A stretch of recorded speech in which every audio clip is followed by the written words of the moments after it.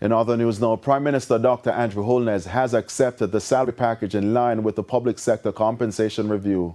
As of April 1, 2024, the Prime Minister's annual basic salary will be $28.6 million. Dr. Holness had initially declined the adjusted compensation in May 2023, following public criticism over the significant salary increases for members of the political directorate. However, in a media release from the Office of the Prime Minister yesterday, he said that after careful review and internal consultations, it was agreed he should align with the established emoluments and remuneration for the office. The OPM stated that Parliament had been advised to implement the change in September 2025, with subsequent adjustments to follow for former Prime Ministers and their surviving spouses.